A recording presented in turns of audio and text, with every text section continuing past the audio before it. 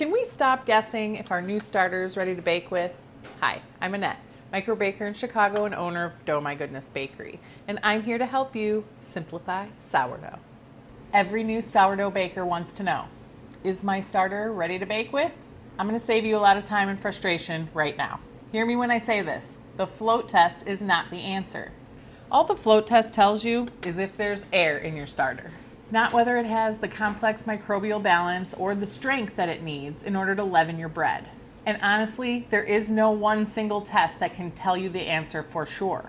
But there are a few signs that can tell you it's worth trying. First, a quick warning. Please do not bake with a starter that hasn't doubled 3 days in a row. I see a lot of people get really excited when their starter doubles on, say, day 3 or 5.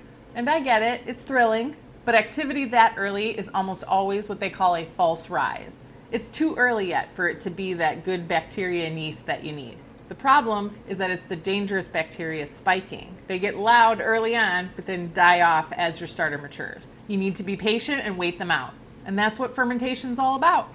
Back to the signs that your starter's ready to bake with. Sign number 1, your starter is peaking and rising on a reliable, predictable schedule. What does this mean? Take note of how long it takes to peak. You'll know that it has peaked when you start to see lines showing that it's starting to fall. Here, you can see the streaks.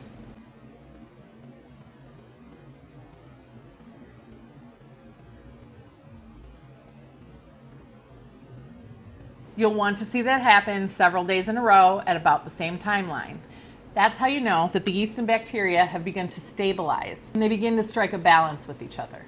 Sign number 2, it can begin to handle increasing feeding ratios and still perform. In most sourdough recipes, your starter's running at about a 1-to-5 ratio, meaning 1 part starter, 5 parts flour. That's a lot of heavy lifting for a starter that's barely handling a 1-to-1 ratio. So think of it like lifting weights. You got to work your way up. Once it doubles reliably at 1-to-1, you move up to 1-to-2, then 1-to-3, then 1-to-4, and so on. If it can hit that 1-to-5 range and still rise reliably, you're much more likely to be set up for a good bake. But don't stop at 1-to-5. Higher ratios do take longer to peak, but that's actually a good thing. So can you try to bake before you get to 1-to-5? Absolutely, and it may surprise you, but the only way to know for sure is to bake with it. This video is part of my new starter care playlist, so go watch the rest. It'll help, I promise. I have playlists covering every part of the sourdough journey. So go there and learn all the things.